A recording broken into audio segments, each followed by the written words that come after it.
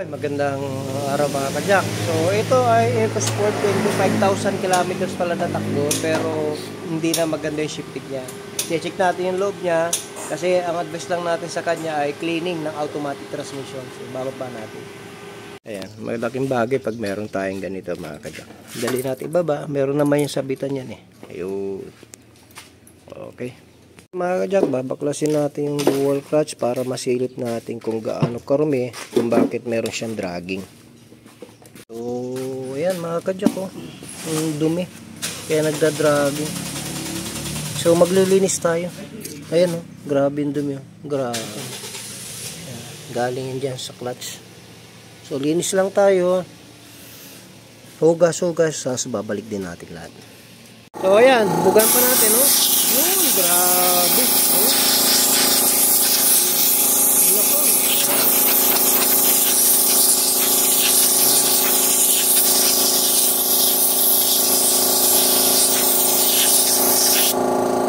So, after natin maklinin mga kajak, yun, nag-reset tayo. Kita nyo, nakapasok na lahat yung mga fins. Lahat nakapasok. Make sure nakapasok lahat yan. Bago natin babalik. Sa kabila, pasok din. So, all goods, no? Cleaning lang ginawa natin. Okay. So, after nyan ma-reset, dito naman tayo sa isa.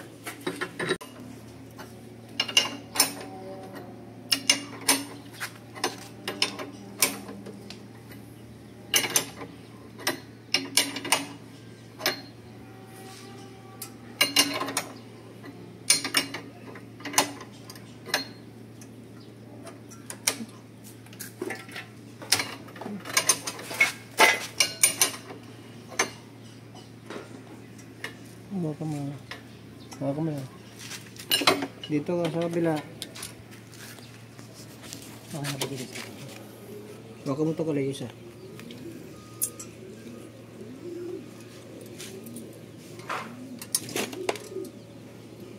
Hindi maano pa. Yan.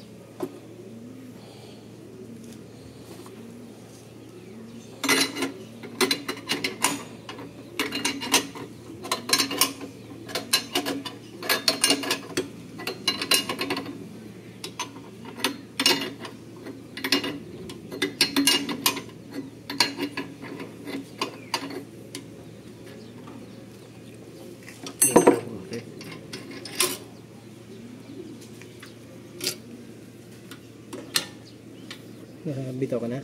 Bitaw. Okay.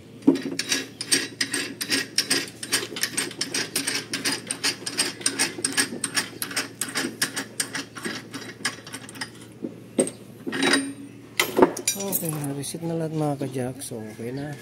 Reset natin lalim. Reset lahat. Balik lang natin. Yung kanyang dual clutch.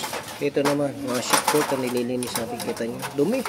Inugasan natin para gumanda uli yung gulong ng mga shift port. So, ayun mga kajak, okay na. No? After natin ma-reset, hindi ko na rin naipakita, nag-program din tayo. Siyempre, meron tinatawag na programming or adaptive learning sa tinatawag na EcoSport. Pagkasalpak nyo ng tinatawag na dual clutch shift port, i-program pa yan. So, after nun, wala tayong ginawa, wala tayong pinalitan na pyesa. So, ang ginawa lang po natin mga kajak ay naglinis tayo ng automatic transmission.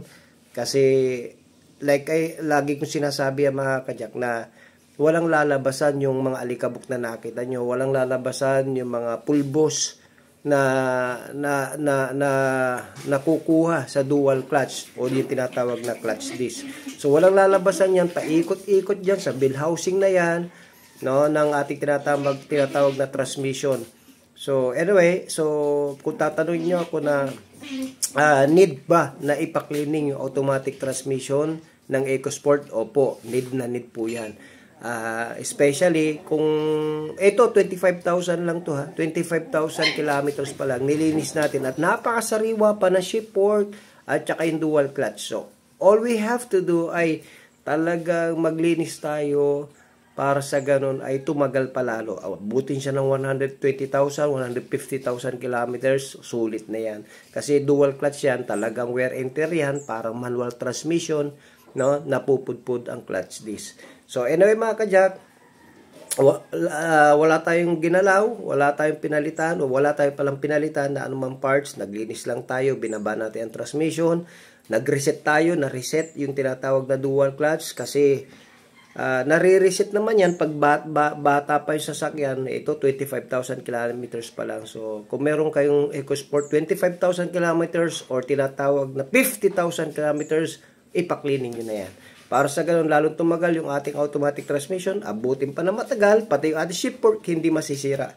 Doon, yun ang kadalasan nasisira ang shift fork pagka marumi na yung ating tinatawag na bell housing, kasama na dumidikit yung mga alikabok na yan sa shift fork, gaganit na yan, magkakaroon ng dragging, magkakaroon ng delay, especially sa EcoSport, no?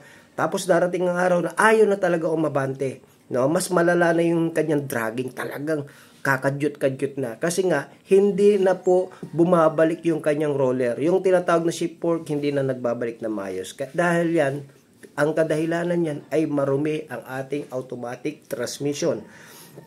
Pagka EcoSport. So, dual clutch yan, makinig kayo maigi mga ka-jack, para tumagal, ipa-cleaning yan. Kami po dito sa Jack of Voltage Auto Care, tumatanggap na po ng cleaning. So, ito yung ating feedback ng ating mga customer. Walang problema. Tapos na yung sasakyan nila, ma'am. Ma'am, ano masasabi po sa Jack of Voltage? Okay, recommended. Ay, si sir. Salamat. Thank you. Ingat po sa pag-uwi. Bye-bye. Thank you.